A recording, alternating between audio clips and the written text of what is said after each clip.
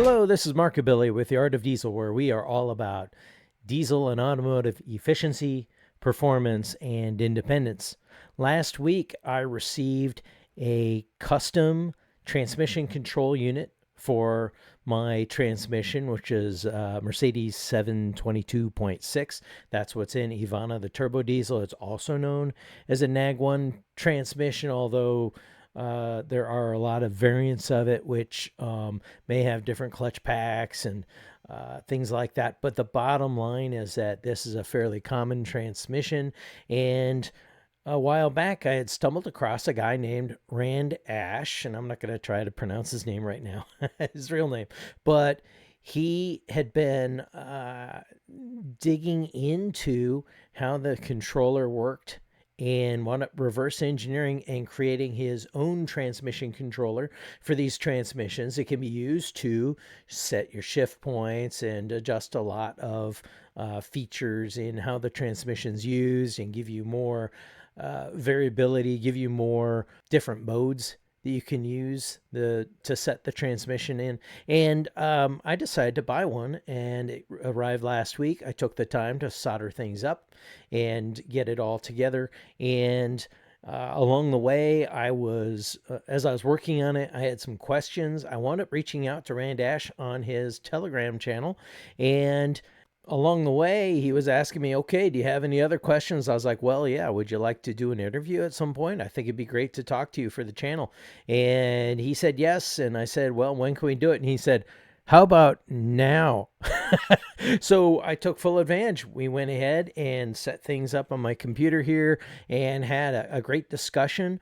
And there's a lot of technical information discussed. And if you're into this sort of thing, I think you might find this very interesting. He's really into hacking these Mercedes, especially the W211, which is what Evonne the Turbodiesel happens to be, although he's running an AMG version of the car. Anyhow, I think you'll find it interesting because he's discovered a lot along the way.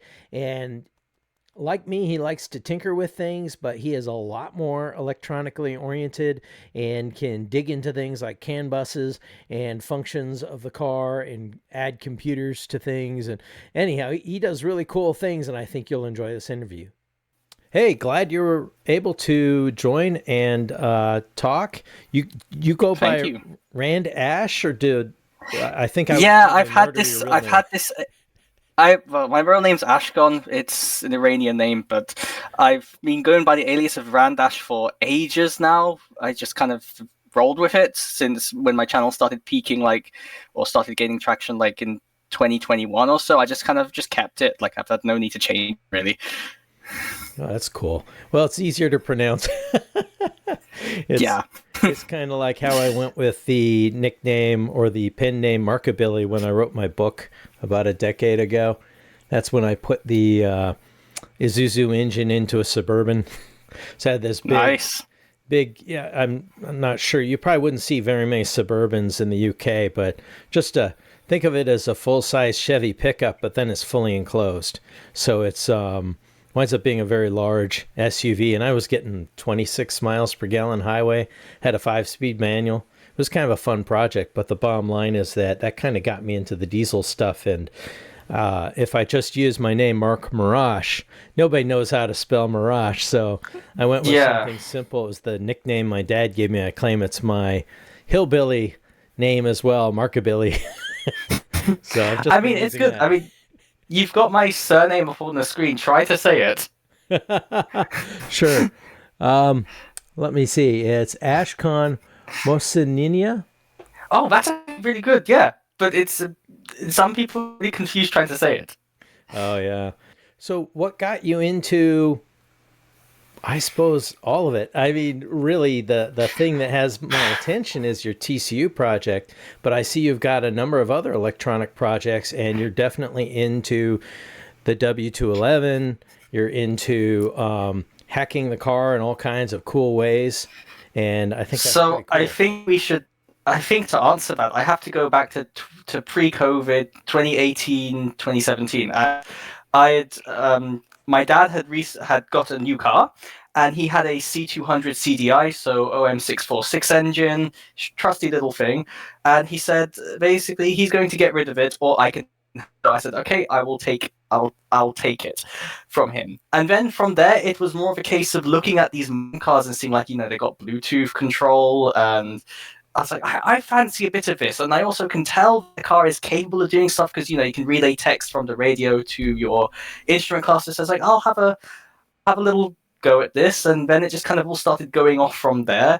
I then, when the first lockdown hit in the UK, I then bricked my car because I tried to do some transmission stuff. And at the time, I'm not very mechanically inept. Not very mechanically minded, so I messed a couple things up. The gearbox went into limp home mode, and now I'm stuck on the driveway. So I try to find a way to emulate the diagnostic adapter used by Star with an Arduino, just so I could clear the error codes. Admittedly, that is the most over-engineered way of doing it, because in theory it is just 2-byte payload you have to send to you to clear the codes. But it worked, and then that perked my interest a little bit more, and we just kind of kept going down the rabbit hole. For my university degree, I did a whole project on vehicle diagnostics and like making an open source replacement to the to diagnostic tools as a prototype. That is still one of my most viewed videos on the channel when I unveiled that project. Unfortunately, I have like zero time to work on it anymore. But then from there, it was just kind of like, okay, I want a faster shifting car. I'm going to start on a transmission controller. And that was in 2021, and here we are now. And I've got this, I'll show you here. I've got that 1.3 TCU board. This is my modified one with the Xena attachment. And then, yeah, you got it. I filled it in with some paint, and it started bleeding into the 3D printing, and then I hit it with a Sharpie to try and make it look a little bit better. Man, I'm more than happy. I actually have orange filament and black filament. I'm more than happy to try printing that plate on the front, black and orange for you if you want. That'd be cool. Yeah, then obviously this was 2021 I designed this, and I've done so much electronic engineering on my day job, and also on various other projects like the infotainment system in my 211, that I decided to have another crack at the TCU recently, and this is the 2.0 board that I'm working on. There's still like no software for it, but this is such a more complex design. It's a 6-layer P rather than a 2-layer. Uses an actual automotive certified processor, whereas the ESP32 on the 1.3 board, it is an absolute monster of a chip, but it's not got the automotive qualification and the SDK that you build your program around, i.e. the TCU firmware. I don't know if there are any bugs in that software. You can't test it, whereas this 2.0 board, all the software is being written from the ground up by me, so it's a completely different task and completely different way of looking at it. And hopefully I'll see some improvements in terms of the reliability aspect, but I don't think in logic sense, in terms of like, you can't make the gearbox shift faster because you have better hardware, because you have better software, for instance. Mm-hmm. The gearbox is still very mechanically limited because it is based on a vacuum-operated gearbox, where essentially the 722.6 is they took the 722.5, I think, which is vacuum-operated one, and they strapped a computer to it and said, okay, that's how it's done. So the hydraulics work in the way that you would work on a vacuum-operated gearbox. Compare that to the 7-speed, the 722.9. That was designed from the ground up as a computer-controlled gearbox, so this is why it can jump gears and do a lot more complex and faster shifting. The 722.5 is just a relic, but 722.6 is a relic, but it is so reliable. That's it. Yeah, that's the thing that people like about them is they're pretty tough transmissions, but there are a lot of complaints about the shifting, and yes, I've done a lot of research into obviously reverse engineering the firmware of this, as you know, and a lot of the slow shifting people report is purely due to the longevity aspect that they want this gearbox to run with. Like, yeah, I could make it shift like within like 100 milliseconds, but doing this day out, it's not going to be very good for the gearbox long term. They kind of preferenced longevity over shift speed. by the looks of it. Is that by minimizing the overlap? Uh, Minimizing overlap, telling the engine to reduce its torque during shifting, and just being very, very smooth with your transitions to fade in and fade the shift itself, rather than just slapping into the next gear and calling it a day with that. Okay. Yeah. Yeah, I was actually looking at the tuning capabilities last night when I got this thing working. I haven't plugged it into the car yet, and that'll come in a few days. But I was looking at the maps and the adjustments in there, and I saw you could play with the overlap, and that might help shifting speed a little bit. But there's probably only so much you can really do, right?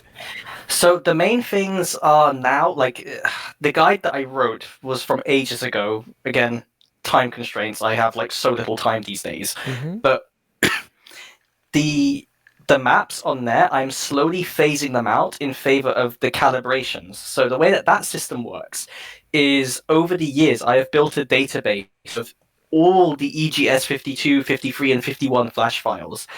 And due to my knowledge on the software in this, I'm able to extract various tables and calibrations they have. So if you don't know, 52 and 53 EGS, they have actually variants on them. So you can code one hardware number to multiple different vehicles, and they do this by using a coding string. And in that coding string is essentially a pointer, so a list of pointers. So you would say, for instance, for gear ratios, my car is the third table in that list. I think there's like 9 of them on EGS 52, different sets, and you can just select which set you want. And that set also contains things like the clutch characteristics, the hydraulic characteristics, your engine torque reduction curves. There is so much in that calibration that if I had just written the maps out myself, I was like, okay, there is no way I could come up with a solution which works in everyone's cars. So that's why you go back to the OEM EGS, because they have spent so long simulating this stuff before putting the calibrations into the software, that you end up realizing that that is the best way to get your parameters, is to just look at the original software and see how they've done it, and then create like a massive program, which I made, where you enter in like your chassis number, the EGS part number, and it goes in that flash file I have and figures out what the calibrations are, pulls them out and puts them into a table. And this is in the config app, this calibration selector in there. This is what that is. Okay, cool. Yeah, and I just finally got in and was able to see all that last night. It's pretty slick. I noticed that if I put in mine, which is W211.026, that there's actually a pretty good stack of calibrations available in there. And yes, and I don't know what the differences are between them. I saw that there were different serial numbers or different part numbers, I think, for the different boxes, the different TCUs. So, is that what I was seeing? So this is where it gets even more complicated. You have certain, so for instance, over time they would release new EGS part number. For instance, maybe they fixed a bug in somewhere in the software. Like, it's not noticeable to you, but they fixed something. So then it gets a whole new EGS part number. And that EGS part number now has a whole new set of calibrations. But sometimes they change the internals of your gearbox. Like, there is a case where, for instance, you have a look at the for instance, my case is 722.699 gearbox in my car, and you would see that there are different clutch pack part numbers for a certain date period. So you'd see, like, from 2000 to 2003, the K1 clutch uses this part number, and from 03 onwards, it uses this part number. Now, these two clutch part numbers have different characteristics, for instance, capabilities. Therefore, they had to then change the maps on the TCU. So again, a whole new TCU part number with a whole new map set. Wow. So it is really a case of, sometimes if you see like a load of them, you just have to try a combination and see what feels nicer, because there is literally no way for me to know. Right. There's hundreds of cars with this gearbox in them. Right. That makes sense. And I expect there's some experimentation in this process as we go. What I'll do is I'll make certain I'll grab my when I go to drive it, I'll grab my tablet and the cable And be So prepared to load a different one if it yeah, doesn't work I right. mean, I still drive. In fact, the head unit in my car, if you've seen the digital head unit I've put in the car, Hmm. that is running the config app. And I have built a Oh, special little USB breakout underneath it that I can plug the TCU into, and it's all inside the ashtray. You don't see anything. that's neat. Yeah, I actually wound up building a Raspberry Pi head unit for mine, and I actually put I've got a USB cable popping out where the CD changer used to be down below. So you hit the button and it Mm. goes and opens up, and now there's just a USB cable in there with a flash drive on it. But I wonder, has anybody tried to run your configurator app on a Raspberry Pi? Would it run? So since it's built in Rust, I have compiled it for the ARM64 architecture that the Pi runs, and it does run. Mm. So theoretically, yes, but Mm-hmm. I haven't distributed that. You'd have to compile it yourself. Well, it might be worth a try just to use the computer that's already in the car. Of course, the other problem is I'm using his dinky little touchscreen, a little 7-inch touchscreen. That would probably be pretty awful. I'd probably be better off grabbing my tablet. I've got a Linux tablet, another UK product, a Starlight 5 uh, tablet that just came from the factory Hmm. running Linux. That would be pretty easy, probably load it on there and make it work. I mean, at some point, I want to change my x86 PC in the car to a compute module board, but then have a breakout board which has the amplifier, the CAN communication, everything on it in the trunk, rather than this separate, like, I'll take a picture of it for you, this separate stack. We've got like 4 different PCBs in a vertical layout Oh wow. in the back rack space of the car where the CD changer used to be. Like, it's just mad, and it's wrong so often. People don't realize this, but like there's so many times where I'm pulling that system out of the car because a cable has slightly frayed somewhere, and I'm cursing myself. Yeah, yeah. Well, you're doing cool things, but sometimes that comes with costs, right? Because complexity, it's not the nice thing when you have something built by an OEM is that it's designed to be beefy and ruggedized, and they make everything as error proof as they possibly can. I know you're buying more capability and it's really cool, but at the same time, there's always a cost. And for me, I'm somebody who's definitely into modifying things, or I wouldn't be messing around with the art of diesel. But Hmm. but everything I own does get modified one way or another. So I'm sure that's something we have in common. And what happens is that Yeah. you modify things and then you break them, and then you go, "Oh, why did I do this?" But I can't help it. I keep doing it.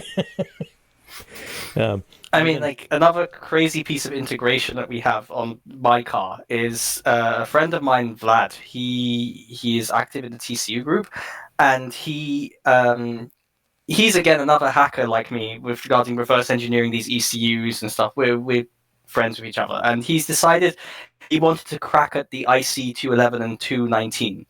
He reverse engineered all that software. He made a custom page on it for me, which has like the ATF temperature, the oil temperature, and eventually we will add oil pressure when we add an external sensor to my car. But mainly, he added in this ability for my PC over CAN to talk to the cluster and say, I want you to display a page which shows this. Then my PC will do that. So it can show me like track has been changed, show me the full name of the track, little icon on it, on demand.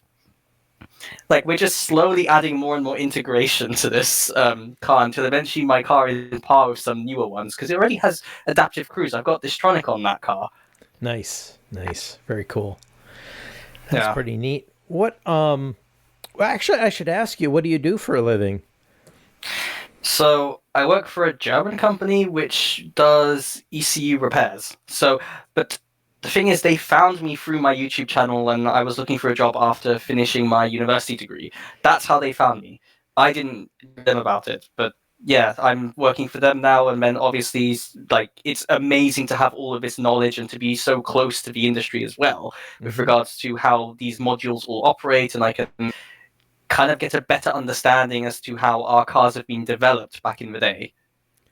That's really interesting. Another thing about that is that I've got a friend I worked with at a certain other British company that you'd be aware of. When I was in Indianapolis, I used to work for Rolls Royce, but one of the Oh, guys I knew there was talking about how we get around some of the tracking and other things that are being built into the cars as we go. And we want it gone, right? I mean, we're into privacy and such. And that's one more reason to drive older cars.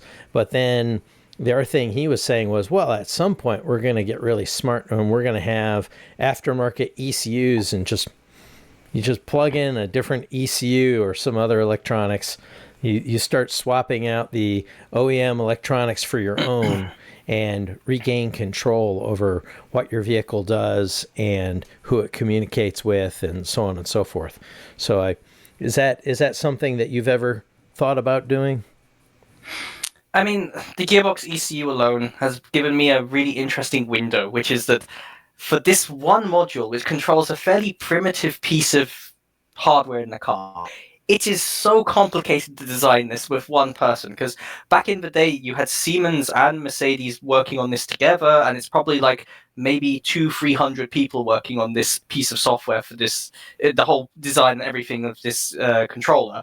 And Wow. it's like, I'm one guy, and I've designed. After it's taken 3 years, and we finally have like a board which is actually like this will last for 15, 20 years. Like original TCU's lifetime is probably about 15 years as well. So yeah, I really want to make other ECUs, but there's a point in time where you realize you have no time to devote to many ECUs. Because when I started this, I was like, oh, one day I would love to make an engine controller. I 113K in the car. Like, I'd love to maybe give it some extra features and stuff like that, but it's just so impractical to have the time to make this. Yeah, that makes sense. Yeah, and it's easy for us to underestimate what went into the design of ECUs and TCUs and just assume that we can do something better. um, Yeah. I also noticed there are definitely some limitations too. I was thinking that with access to the maps, that one might be able to make tweaks to things like the torque commands that the transmission sends in order to reduce torque during the shifting events and that sort of thing. And I don't think that's actually supported, but I that's probably in the calibration information that gets loaded, right? Yep. I mean, in the calibration, there is a map for torque requests, and you can just zero that map out. You can just say zero to everything, and then the EGS will not request anything. Oh yeah. So it's like you can do it yourself, Mm-hmm. but I don't expose that interface purely because by doing that, you introduce so many unexpected problems. The clutch control algorithm is expecting something, and then the engine isn't listening. And then you end up with this situation where you have this very slow ramp in pressure coming up because that's what the TCU is expecting to happen. Mm-hmm. And the engine is just, Roaring. burning through this clutch as it's trying to engage. That makes sense. That makes sense. Yeah, there's only so much you can do there. And it's still impressive that you've managed to reverse engineer as much as you have and get something that actually works. What would you say would be the chief benefits of running your TCU versus the stock one? Purely customizability. And the fact that, you've got, because it's an open source project, I know everyone is not a developer, but if you are that like-minded person who says, I want to add this software feature to my TCU, like maybe to send something else for you to listen to on CAN, or for you to change the behavior or something, you can just go ahead and download the code, modify it, and upload it to the TCU, and it will do as you want. Mm-hmm. Yeah, I would say even just the ability to adjust the upshift and downshift shift points for the different modes is Mm. already pretty cool and definitely something that I intend to tweak a little bit. I'm going to start off with just what is on there and see how I like it before I start messing around with things. The upshift and downshift maps right now are very generic, so Okay. you will have to start playing around with that. But I hope that in the next couple weeks or so, I can actually pull those maps from the calibration too. So then it will be a lot more tailored to Oh. how your car behaves. Oh, okay. Okay, that makes sense. So those maps right now aren't based on anything that came from the calibration. They're Yeah, they just were just like, it worked. Happy days for now. You have an automatic driving mode. Be happy, and you can tweak it yourself. But ultimately, like in the TCU so far, I've managed to pull, I think, like 10 or so calibration sets out, and there is over 200 in total for wow. any variant of car. So there is so much more work to do to figure out what these calibrations do to then pull them out. Because also you have to figure out in different software versions, they're all in different locations in memory. So you have to find. Mm-hmm. I have a way of searching through the flash to find where these sets are, but it is extremely difficult, especially for GS51, the old school controller, because that doesn't have the variant system. It has completely different calibration structures. Like all the data sets are different. Mm-hmm. Like the EGS51 is built on one thing, and then 52 and 53 are like sister controllers. They work very similar to each other. Hmm. Interesting. Yeah, I suppose I've seen very similar things when it comes to ECU tuning as well, which is that I played around with it a little bit at one point, and unless you've got somebody who's willing to give you a guide to your ECU and say, here's what you should look for. This will be your fueling map or you name it, right? Your ignition timing or what have you. Of course, my car doesn't have ignition timing, but but you would have all these curves and people have tricks to go through and recognize those curves with the right tricks and tools to determine what's what, and then they can start tweaking that. And that's where I decided it was probably worth just talking to a tuner like I talk with Drew at Mid Tennessee Diesel, who's been doing my tuning, and you probably saw the video that Nice. I posted talking with him. He's associated with the guys at Black Smoke Racing in Finland. I don't know if you've seen any of their stuff. They've got the crazy I estate think I wagon. might have at some point.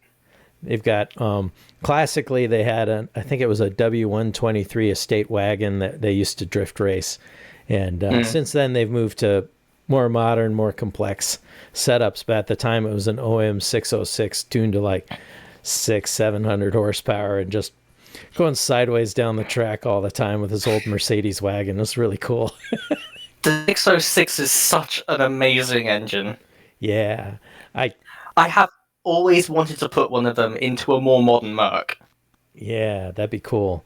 I I've got ideas on things I would like to do with that. My wife actually inherited a C3 Corvette, Mhm. 1978, with the Indianapolis package on it, the Indianapolis pace car package on it. So it's all decked out for the Indianapolis 500 of that year. And just working on that car, I got a little bit inspired, and I said, this is actually kind of a nice chassis because it's got four-wheel disc brakes, fully independent front and rear suspension. I mean, for its age, right? And I started looking around. The C3s are kind of valuable, but I looked around a little bit more and realized I think the C4 Corvettes are not very well loved. It might be neat to put an Mm. OM 606 into like a C4 Corvette. And the C4 Corvettes are really boring looking. The sides are flat and it's just kind of this wedge shape in the front. And it's not a very exciting looking Corvette. And I think that's the reason they're not. I can find them for cheap. That might That's be a good. fun platform to drop an OM 606 into. Something to look at long term. I mean, yeah, I also had some other crazy idea at one point. At one point, I had an RX-8 with a friend, and I was like, maybe I could put the rotary engine from that into a Sauce. But the practicality of this purely from the fact that the car is so heavy compared to what the engine can put in terms of torque, Right. it would just be pointless. Yeah. Yeah, and I think yeah, those rotaries, at least the early ones, were not very powerful engines. Because No, sound great, but they don't really do much. they like to scream at really high RPMs. I had a friend in college who had an RX-7. He loaned it out Ooh. to me a couple of times, and it was kind of fun, but it really didn't have much power, but it was just fun because of the way that engine would scream. Mhm. So, what are your plans moving forward? Are you going to do more with your efforts related to TCUs, ECUs, anything like that? I mean, ultimately, I feel like for now, I want to at least at some point put an end to the TCU project. But this will be at a point whereby everyone is happy with it. And obviously, I do pitches saying like, "Oh, it doesn't work perfectly in my car, la la la." So there is a lot of improvement. I mean, at least for the next 2 years, I'm going to be working on this still, especially as I get more and more knowledge from the original EGS controller, figuring out how it's doing things, and then you can implement that. Like I've already started implementing some patches on the firmware on my side, based on what the EGS controller is doing. So once we get to that point, then we can start looking at, okay, so here's how the original software works. What improvements can we make to it? Cool.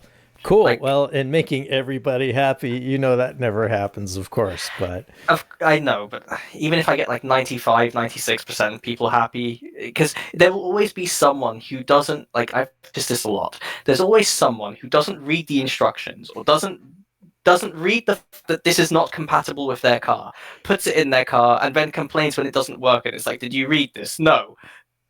It's like, okay, but you have this card. It tells you there. It tells you it's not compatible. That's absolutely hilarious. I've also just surfing around your Telegram channel a little bit. I thought, oh, let me just search and maybe I can find some answers to some of my questions in there, so I don't have to go ask them myself. And I saw some of the questions being asked. I was like, oh yeah, somebody really knows nothing about what they're doing.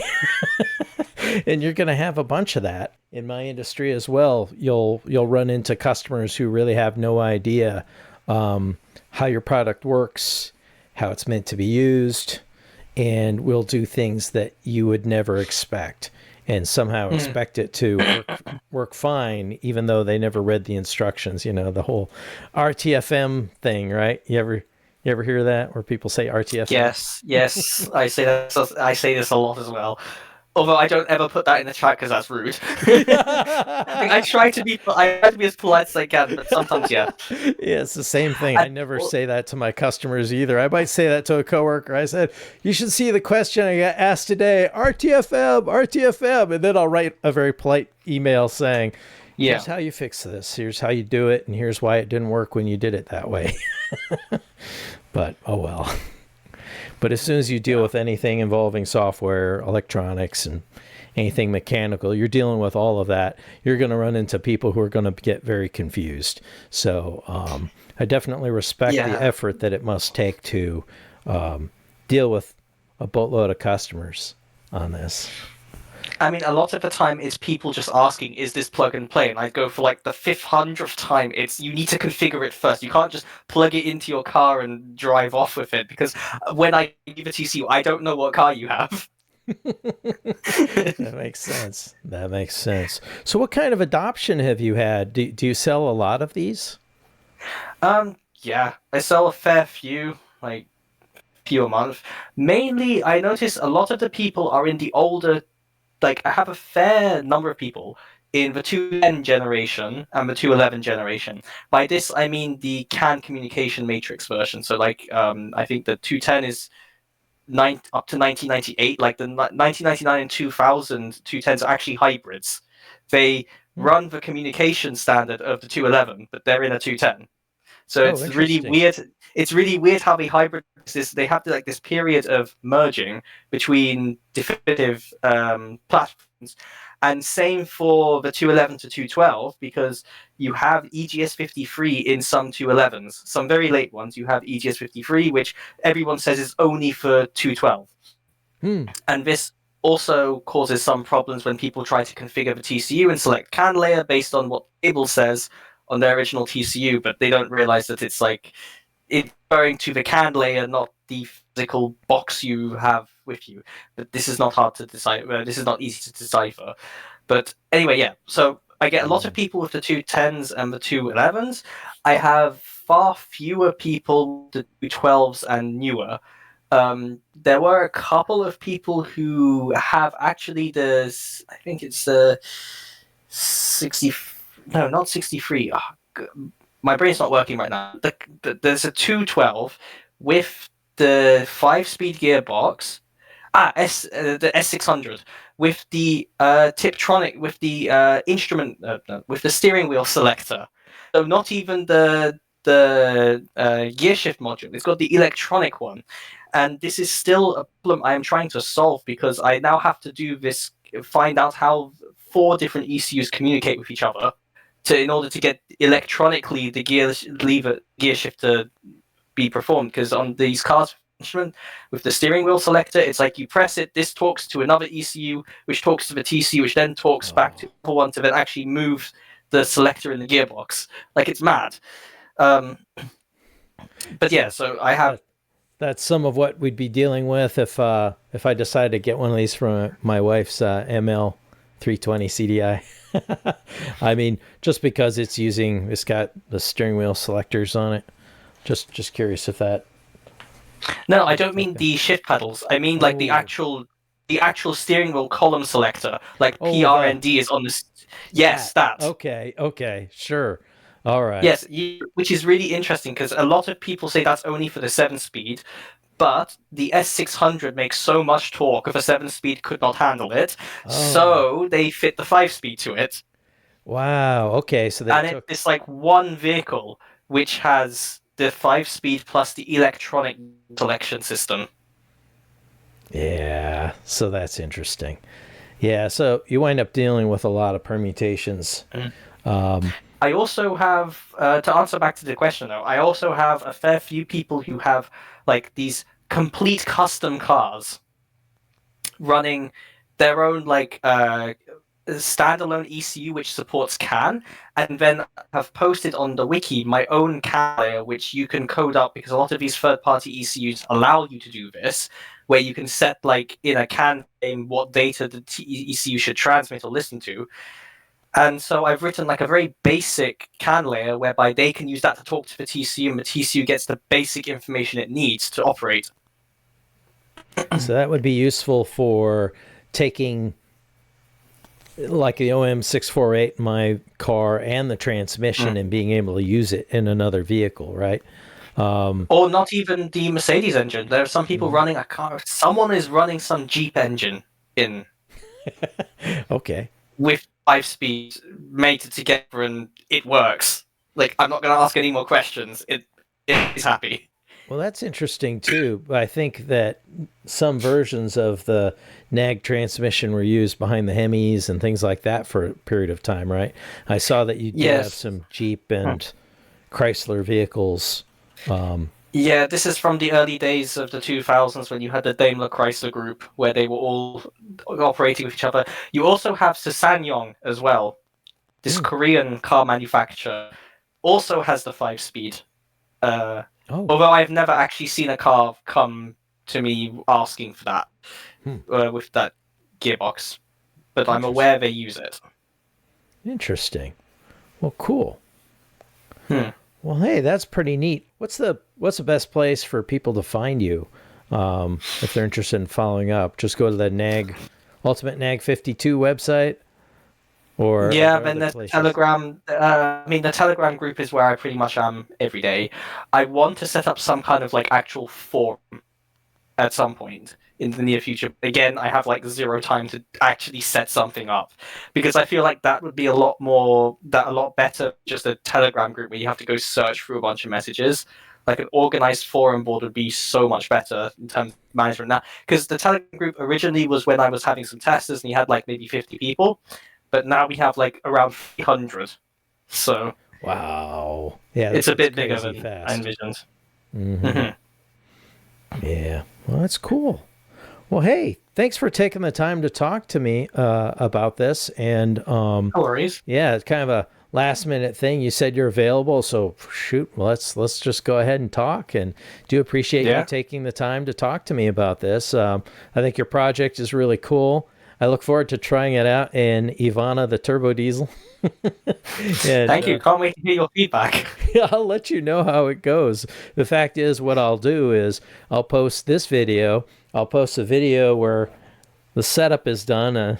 I took like hours of recordings because I was messing around, and I because of that version thing for Linux. But now that we got that straightened out, it was boom, super easy. And in my video, I'll just jump straight to that. But one of the videos I will certainly be playing around with the shift points and the maps. I know some of the maps will just readjust themselves over time as well, but I think the shift points will probably be the most useful thing that I can play with. Yeah. I mean, if you need anything which, sends your gearbox to heaven, so to speak, I'm more than happy to send you something special. All right, cool. Well, I'll let you know if I need some special customizations. No worries. Well, really appreciate it. It's good to have the opportunity to talk with you, and thanks again. Thank you.